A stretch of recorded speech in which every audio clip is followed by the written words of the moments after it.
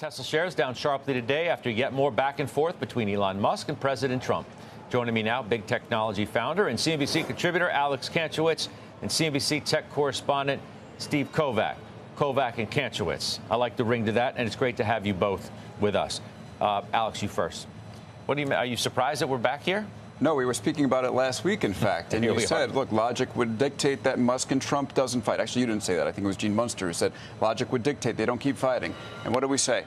Yes, they're going to keep fighting. Logic hasn't dictated anything along this path up till date, and clearly that's not what we're seeing right now. We're seeing Elon Musk take further shots at the president, attempting to start his own political party, which I think is not going to work. He doesn't have the political capital for it. His unfavorability is on the rise. He has the capital for it, though. Not that he has the money, but not the political capital. He spent all this money in Wisconsin, didn't work.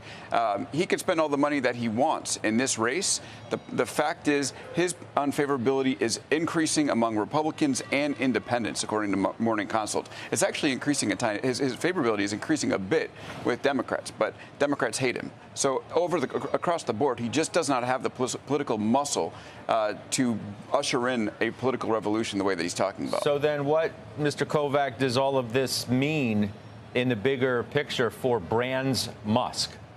Yeah, it means investors and Tesla shareholders, they want to see him talking about robo-taxis and Optimus robots and things like that. They do not want to see him sniping at the president and taking all these political gambles that we know Musk has said over time that he just doesn't care about what kind of reactions his political activity or statements on social media have. And we're seeing that in action today. Remember a couple weeks ago, right off those robo-taxi tests, Scott, down in Austin, there's so much optimism in the stock that Monday we woke up and saw the stock rising because, at least as far as we could tell on those tests, it seemed to have gone well. And then as soon as we learned about some problems there and Musk losing focus and talking about the president and the big, beautiful bill and so forth, that's when they get punished. So what happens here, it sounds like he's just going to keep tweeting his way through it. And the brand destruction, who cares? He does not seem to matter about that. And then I also want to talk about like what changed here with Musk's whole posture towards the president and all this.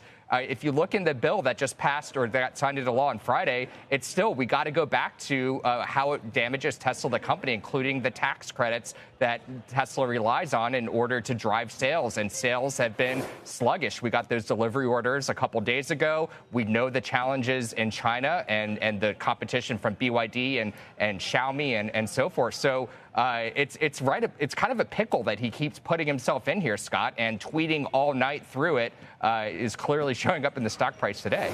To Steve's point, I mean, when Faber sat down with him, my colleague David Faber, many months ago for the first interview that he did, Musk said straight to his face and to the camera, when asked if he thinks his tweeting is going to have a negative impact on the brand or anything else, and he followed by a long pause, said, I don't care. Maybe he shouldn't care. I don't know. XAI, SpaceX, Starlink. What if people are just simply making too much of this, looking at the way Tesla stock trades from a day-to-day basis? I think he should care, because it's not just the numbers on the stock charts. It's actually the vehicles being delivered.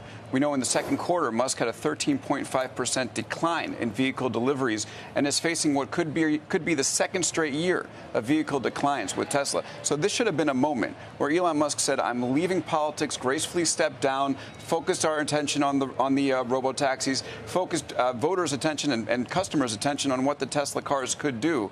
And instead, he's back in the malaise, back in the muck, talking politics, and it's not going to be able to fund these bigger bets, the bets on robo-taxis, if you can't sell cars today. There are always people, though, who are going to, Steve, believe in the dream. Right. And that keeps people engaged in the stock and everything else around Brands Musk. I say brands for all the reasons that I mentioned, whatever he has in X and AI and then Starlink and SpaceX. Yeah, and I would go back to the last earnings call, Scott. That was before he technically left Doge and the government altogether, and he talked about joining Tesla a little bit more at a full-time basis. And then shortly after that, he was there full-time. And boy, that was a great reaction. And he was talking about all those things. That earnings call was just all the greatest hits of Elon Musk. You know, just this, what what does he call it, the abundance issue, and talking about how this is going to provide sustainable abundance with these robots helping around the houses and building stuff in factories and so forth. And then, of course, the robo-taxi thing, kind of applying these software margins to the vehicle business, not having to spend enormous amounts of money per vehicle like Waymo does. They just use the same vehicles. They're rolling off the line and delivering to customers anyway. When he talks about that kind of stuff and the believers get excited, and it trades like a meme stock. This whole stock trades on the whims and behavior of Elon Musk more so than the fundamentals of how many cars they're selling or what's going on politically. And we saw that when he talks about all the futuristic stuff. He gets rewarded financially. Investors get rewarded. And when he gets distracted with things like this, we see it in the stock today. It's down nearly 7%. You have a last quick thought? Look, I'm not writing off Elon. He is really smart. He has faced death or sort of the end of his companies before, and he's managed to pull it out. It's almost like he wants to be put against the wall so he can fight his way back from it. But I would say this is the biggest challenge of his career, right? He's got the political side of things, and that's not just the challenge from the president looking at his businesses, but also the voters. And voters are customers at the end of the day.